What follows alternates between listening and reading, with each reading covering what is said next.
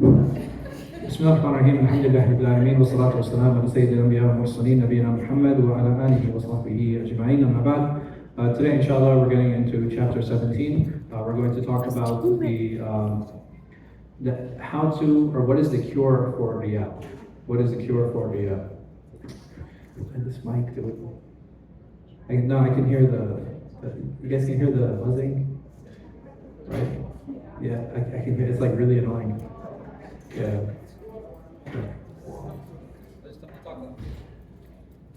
You know what I mean?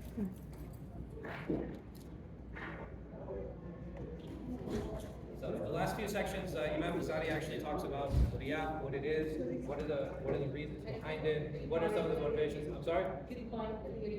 No, with the mic I know it's better. It's just the crackling is annoying. I'll try to talk louder. So the last few chapters, he's been talking about riyā, he's talking about showing off, he's talking about where does it stem from, what are the problems that are associated with it. In this chapter, inshallah, he's going to spend time talking about what is the cure, what are the things that we can actually do, what are the actions we can perform so that we can help stay away from riyā. We can ask Allah subhanahu wa ta'ala tonight as well. So he says that if we know and we understand the danger of riyā, and that is that it nullifies deeds. And if we understand that riyā is the thing that nullifies deeds, we have to make the utmost effort in trying to protect ourselves from that nullification. We want to protect our deeds because we hope and we pray that Allah subhanahu wa ta'ala accepts all that we do. And if we understand that, then we have to make certain efforts and we have to perform certain actions and practice certain exercises so that we get into the habit of not showing off and not falling into riyā. So he calls some of the things that we have to do a bitter medication. And he even calls riyā the opposite of that. So he says that riyā is, he says it's like honey, but it's poison. So in the reasoning that he talks about poison honey is that honey itself is very sweet, it's very attractive. But if it's poisoned, am I benefiting from that? Not at all. And he says, but and the opposite also holds true, that there are many times we take different types of medication, and those medications, and that medicine is very bitter. And he says, but there is hope that in the more that one struggles, the more that one does this mujahidah and holds himself accountable. Is this something? Lip shine? I'm assuming it's feeding, so.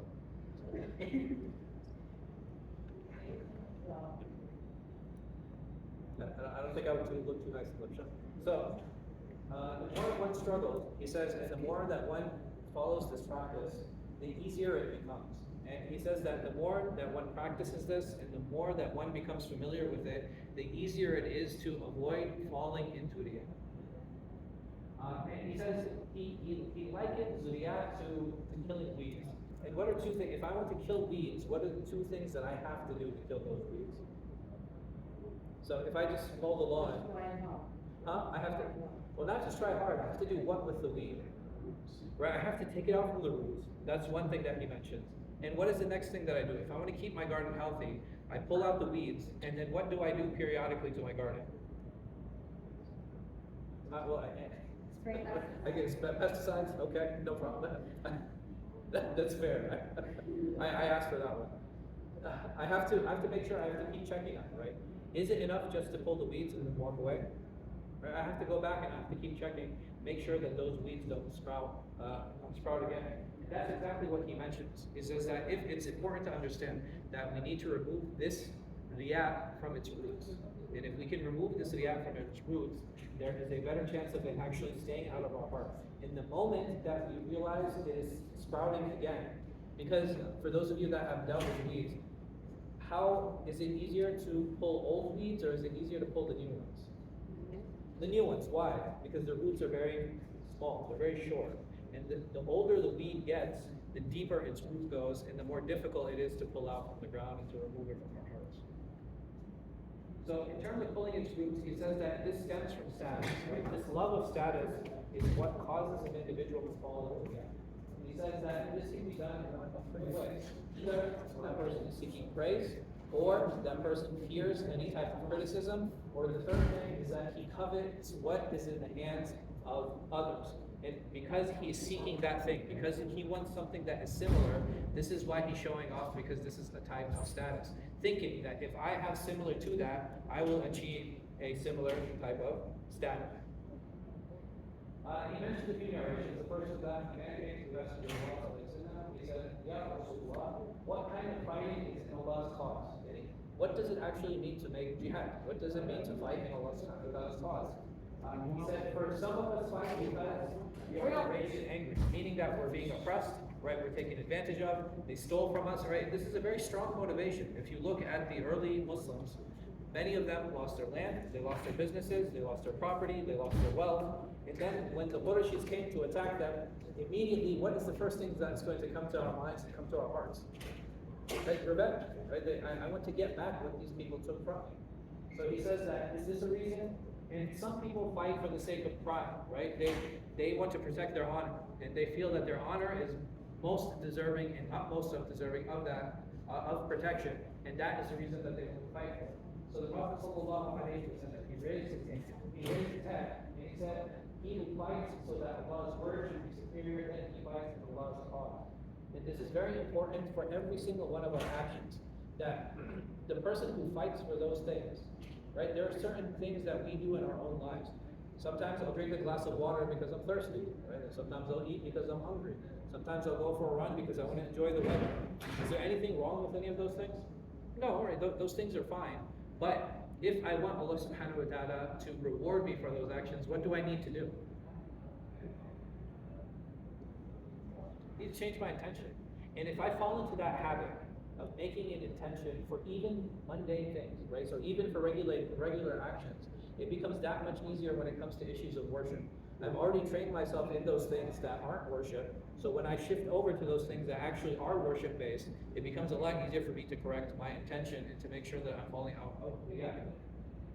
The next hadith he mentions is that from Ibn Mas'ud, he said that when two ranks meet, two ranks meaning two battalions or two soldiers meet, the angels descend and report the people according to the ranks, such as so and so fights for fame and so fights for sovereignty and power.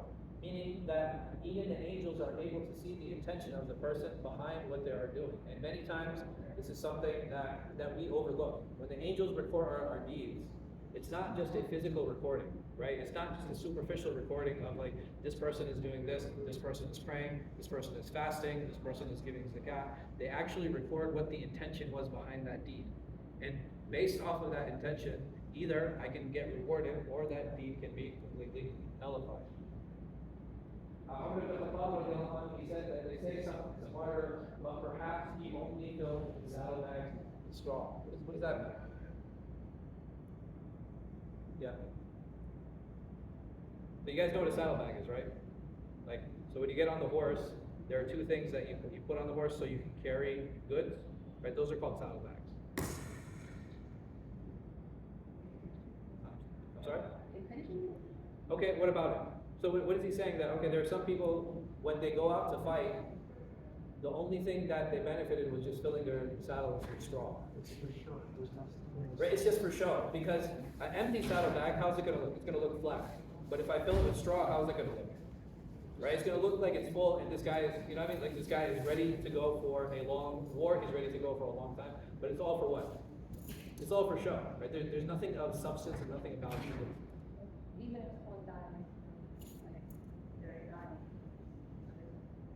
No, right? Because for what was their intention there?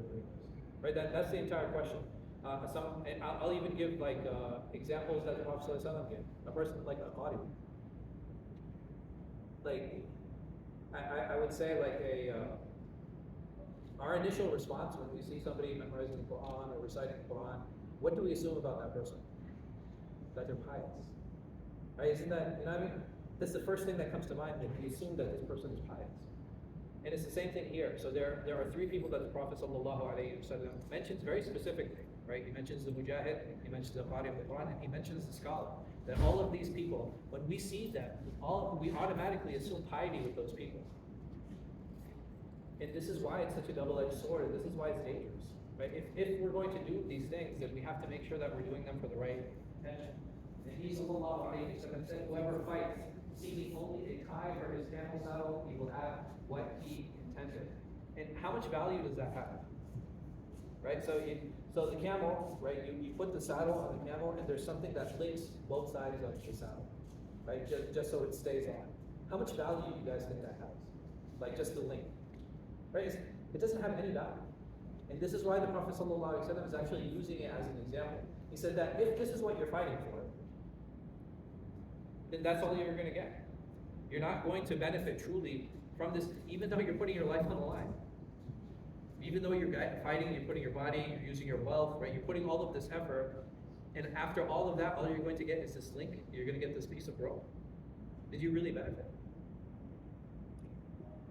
So he said that all things that are sought, they're either beneficial or they're enjoyable. These are the two reasons that we seek things.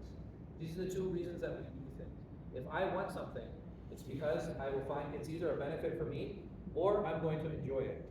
And it's really interesting, even if you look at a lot of the discussions that Imam Ghazāli has, and one of the discussions that we had much earlier when we talked about raising children, he talked about the importance of understanding instant gratification and delayed gratification. Because if I understand delayed gratification, what can I do with those things that are harmful to me?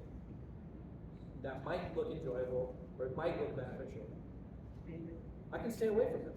Why? Because I know Allah subhanahu wa ta'ala is going to give me bigger, better, greater later on. And I know if I don't indulge in those things today, Allah will give me an opportunity to take advantage of them later. So this idea of restraint is something that is really important. It's something that's very pivotal to our religion. It's something that is very vital for our spiritual survival.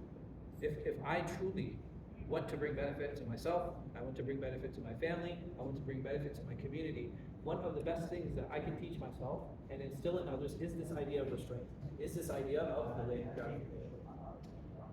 And he says sometimes both are sought, right? So sometimes people do something because it's beneficial, sometimes people do something because it's enjoyable, and sometimes people do these things because both of them, right? They're beneficial and they're enjoyable. And he says that even though in the end this is harmful, in the end it's harmful, and this is where he uses the example of honey that's poison. Even though if we think of honey by itself, it is both beneficial in that it has medicinal properties, and it's enjoyable because it's sweet in taste. He says, but this is like poison, in that it is harmful to you. And that these things are actually harmful to you. And if I understand, if I move away from this, if I'm only focusing here, then I will never benefit. My focus should be much further down the line over here in understanding how harmful this thing is and how harmful seeking it is. Because that seeking of status, it might appear beautiful to me in the moment, but ultimately it's something that's going to harm me and something that's going to ruin my deeds. May Allah subhanahu wa ta'ala protect us. And he says that sometimes knowledge isn't enough. So like sometimes just knowing that Riyat is bad, for example, he's like that sometimes it isn't enough. And because there are many times that we recognize the harms of something, but we still want to do those things. And I'm not saying this because you can't do them, but like skydiving is very dangerous, yes? But people still do it. And again, I'm not saying it's wrong. Or people, we speed, we drive our cars fast, yes? Even though we understand that people who are in high-speed accidents, there's a higher chance of them dying than people who are driving at lower speeds. There are risks that we all partake in, even though we know, right? We know. It's not like, oh, I didn't know driving faster was more dangerous, right? Like, we know these things. Or driving a certain way in the rain. Like, we know that there are certain behaviors that we all partake in that are risky, but that knowledge doesn't actually stop us from partaking in those behaviors. It says that it's also important to understand that what this prevents us from. So if I want to do Islah nafs, if I actually want to rectify myself and I want to better myself, by engaging in the spiritually risky behavior, I'm not talking about physically risky. By engaging in spiritually risky behavior, I can actually prevent myself and my heart from being rectified. I can prevent my intention from being corrected. I can prevent any type of tawfiq, if it's a blessing that I'm seeking from Allah subhanahu wa ta'ala, because I'm engaging in that spiritually risky behavior. Someone might say, oh, well, I'm not falling into the end. I'm not performing the end. I'm not doing any of those things. I'm doing these things for the sake of Allah, and I find myself slowly starting to take more and more pleasure in people's praise of the things that I'm doing and the things that I'm saying and in the actions that I'm performing. And the more I fall into that, it becomes a very slippery slope. And before, the person who was sincere has now become insincere, and all of the actions that he's done have been invalidated. May Allah subhanahu wa ta'ala protect us. And by falling into that, we're actually exposing ourselves to punishment, we're exposing ourselves to disapproval from Allah subhanahu wa ta'ala, we're exposing ourselves to disgrace. Meaning that ultimately, this can lead to being a fasiq, right? Being a sinner, or it can lead to being a hypocrite. وَلِيَعْذَ بِاللَّهِ. And even with this knowledge, like we said, sometimes we know this, sometimes we understand the risks, but we continue engaging in this behavior just for the pleasure of others. He also goes on to talk about why take the risk of nullifying one deed. He says, forget it. I'm not even talking about all actions. If you know that there's a possibility of this one deed being neglected, why is that dangerous? Because what if we stand on the day of judgment and we found that all we needed was that one deed to tip the scales in our favor? Am I willing to take that risk? Right? It's a very dangerous game, and there's no benefit in playing the game. And sometimes the benefit we think there is, it's just perceived, right? Just because I made a few people happy, or just because people talk about a certain way about me, it's very important to understand and keep that perspective in mind when we discuss and when we talk about these things and when we perform these actions. And the other thing is, and he brings a very logical point now, that even if I try to please other people, how many of them am I going to actually please? Right? Like, it'll just be a group of them. It'll just be some of them. It's not going to be all of them. When is the only time everybody's happy with me? Huh? When you're not actually doing it, right? When you're doing nothing, this is the only time people cannot say anything about you. There's no progress. There's no forward momentum. There's no betterment. So if I want to know that I'm progressing, then it's very easy to see, because there are going to be some people who start being upset with me. There are people who start criticizing me, right? And how many of us have engaged in that? Like when we feel ourselves growing, when we feel ourselves doing better. I remember, man, there's this brother, skiing man, he started practicing. And how did he start practicing? When his family would come over, and it was very big in their culture for men and women to shake hands and to hug. Like this was a big part of the culture. And he was like, I stopped doing that. And my parents, the first thing they said to me, they said, "What, did you join ISIS or something?" Muslim family. And the reason I mention this is that we all face different adversity in our lives. We all face different types of difficulty in our lives. And this person, were they trying to do something wrong? Right? He didn't want to shake hands. He didn't not give them salam. He gave them salam. He engaged in a conversation. He's just like, I'm not going to shake hands. And because of that, he was now criticized. And sometimes we have to put ourselves in situations where we will be criticized. Sometimes we have to put ourselves in situations where we will be uncomfortable. Right? You are not going to grow, like none of us. We're not going to grow without some type of pain. The problem that we have, especially in society today, is we're very pain averse. And the problem, I would say, with the older generation, like what we call the humble generation, they're masochists, right? So there has to be a balance that's there, right? You can't be pro-pain and you can't be completely anti-pain. It's about understanding that pain is part of the growth process.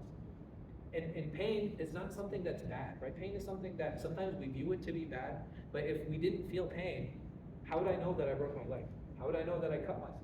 Like there's certain interactions and certain dealings that we have with other people. If someone takes money from me, if someone takes advantage of me, how do I feel? I feel hurt, right? That's pain. Is the pain wrong? Right? It should be there. If I don't feel pain, right, there's a bigger problem. But I should feel pain, because pain, happiness, sadness, right, joy, anger, these are all tools that Allah subhanahu wa ta'ala has given us. And by utilizing those tools correctly, we can actually have healthier relationships. We can have healthier relationships with others, we can have healthier relationships with ourselves, we can have a healthier relationship with Allah subhanahu wa ta'ala. And if He didn't give us this gauge, like, we would have no idea. And if we felt that this gauge was a way for expiation, I don't know if it was in this class or another class. I was talking about some of the khutbahs. So if you listen to the khutbahs of some of the older generation, it's very accusatory, right? It's like, oh, because you're sinning, and because you're doing this, and blah blah blah. And I was like, when people feel guilty, do they think that that's iman? You know what I'm saying? Like when somebody attacks me and someone says, oh, because I'm such a sinner, and because I'm such a bad Muslim, because I'm such a bad person, right? Like when I get that feeling of guilt, do I now equate that feeling with Iman? No, like, you know what I mean? I think that happens with some people, that they equate that guilt with that feeling, thinking that that guilt is Iman. But it shouldn't be like that, right? Our relationship with Allah subhanahu wa ta'ala shouldn't be so masochistic. It shouldn't be so self-abusive. We should always have hope in Allah subhanahu wa ta'ala. There's no doubt about that. Should I feel bad when I sin? Yes, absolutely. That's an essential part of Iman. But should I have other people make me feel bad, bad about it? That's different. The occasional reminder, sure. I think that's wonderful, and I think that's important. Sometimes we need to reset our perspective. Like, all these things are really important, but that should not be how we deal in our gateway to our belief. Our gateway to belief should always be hopeful. So, over here, like this idea and understanding, like, okay, we know that we can't please him. That's a reality. So if I have to choose, right? If I have to choose, if I have a group of people and I know that I'm only going to be able to please these people, I will not be able to please these people. If I have to make a choice in making any being happy, I have to make that choice. That's this. So logically, Imam Ghazāli is presenting to us that logically I have to make a choice, regardless of how I feel. There's no way for everyone to be happy. But if I have to make a choice, and I know I have to make a choice, then who should I choose? I should choose Allah, right? Because that's always a winning formula, every single time. Over here, I might get a little bit of benefit, I might get some worldly status, I might get some prestige, I might get some recognition. But with Allah subhanahu wa ta'ala, I will get all those things from Him and from the angels. And all of a sudden, that value of prestige and status with the people, it becomes diminished and it almost disappears. And he says, what's the benefit? Like, this praise, is it going to make your life any longer? Is it going to get you any more provision? Even like our risk is written for us. It's not going to get you any more things, right? It's not going to make our life longer. It's not going to make our quality of life any better. What we are to receive, Allah subhanahu wa ta'ala has already promised us that we will receive this. And not just that, if I know I'm falling into the app and I'm showing off, will this deed help me on Yawm al-Qiyamah? No, it's actually going to work against me.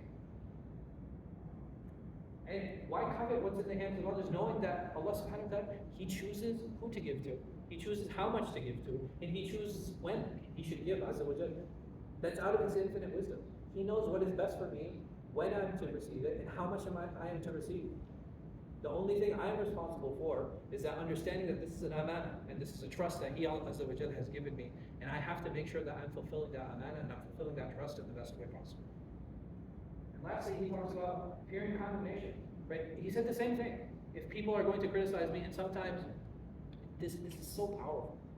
It's so powerful in how it leads to bad decisions in many of us. This idea of being condemned. They're like, oh, well, what is my family going to say? You know, what is so and so going to say? What are my friends going to say? What are they going to say? Who cares? People are going to talk regardless. There was a woman that came to me. She was in an abusive relationship, and I was like, yo, you need to get out of this relationship. He's clearly abusive. So like, well, what is my family going to say? I was like, you know, this happens. And I asked her, I said, well, is your family going to take care of you? Like, are they taking care of you right now? Are they paying for you right now? Are they giving you support right now? She's like, well, no. I was like, okay, so nothing is going to change if you leave it. Right? If they're not giving you support today, that means that they're not going to be giving you support tomorrow either. So what is it exactly that you're seeking from them? By them speaking or not speaking, your life is unchanged. They're involved in your life now, and they're doing nothing to change the situation. If anything, they're holding it against you. Right? They're holding it over your head. And they're saying, why don't you understand, or why aren't you doing this, or you need to be patient. You're not the one in the situation. I am the one who actually has to do the work. So this fear of condemnation, it's a very strong motivator. And it's something that many of us fall into time and again. Instead of realizing, okay, well, who is the one who's ultimately going to benefit from this? And if I understand that this fear is not going to help me in this dunya, this fear is not going to prolong my life at all, this fear is not going to help me in front of Allah subhanahu wa ta'ala, then why am I allowing it to consume me?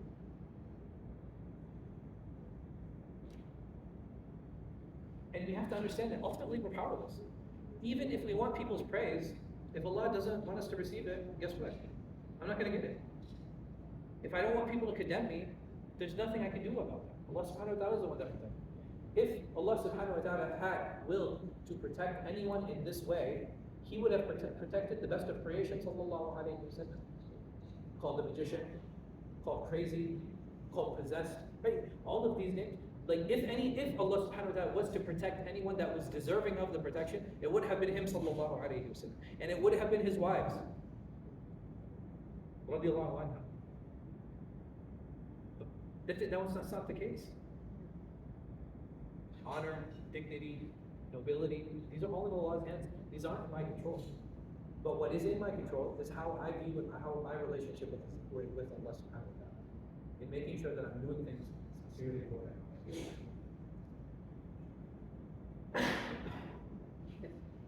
So the second thing he talks about is perspective, which he hinted on in some of these previous discussions, and making sure that we have the right perspective when we're dealing with certain actions and when we're dealing with people.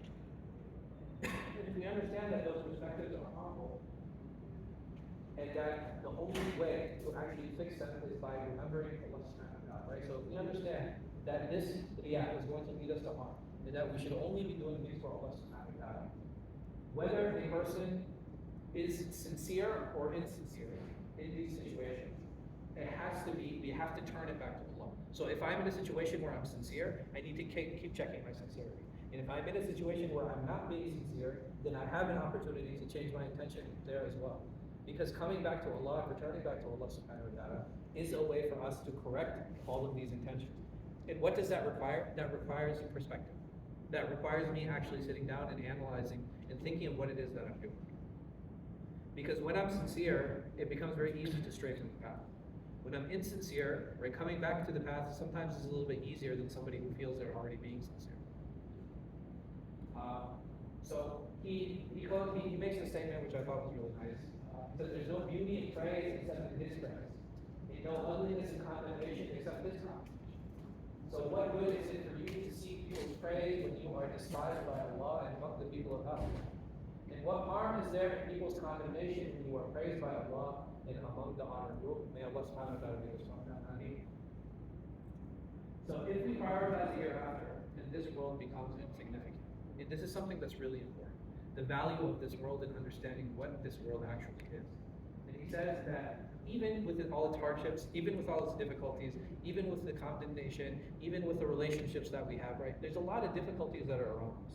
And we're all dealing with our own problems, and we're all dealing with our own issues. But if we understand that all of this stuff, it's light. All of this stuff, it's okay. Because I know that in the hereafter, Allah subhanahu wa ta'ala has something planned for me that's far better. It doesn't mean that I don't manage these things, right? I want to be very clear. If I am facing hardships and I am facing difficulties, Allah subhanahu wa ta'ala has given us tools on how to deal with those hardships and difficulties. I'm not saying that we just wait or we bear it, right? That's not what we're supposed to do either. Because Allah subhanahu wa ta'ala, when it comes to oppression, He's prohibited two things. He's prohibited me from oppressing others, and He's prohibited me from being in situations where I'm willfully being oppressed. If people are taking advantage of me and I have the ability to escape that situation, Allah will hold me accountable for that because I'm allowing others to take advantage. Right? We should always be empowered. We should not be enabled. Right? This is very dangerous when we enable bad behavior, when we test other people. Right? That's not our job. It is Allah subhanahu wa ta'ala's job to test us, not for us to test others. But I think we'll stop here, inshallah. But this idea of perspective is something that's really important because it helps us understand how to deal with a lot of the difficulties that are around us. And I want to close with the hadith. One of my favorite hadith is the Prophet ﷺ, he said,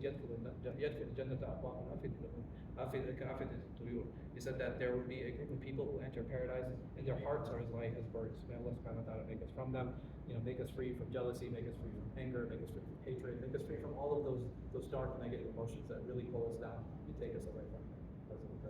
Jazakum khair. Inshallah, tomorrow we'll be having a fasting class that will start at 6:30.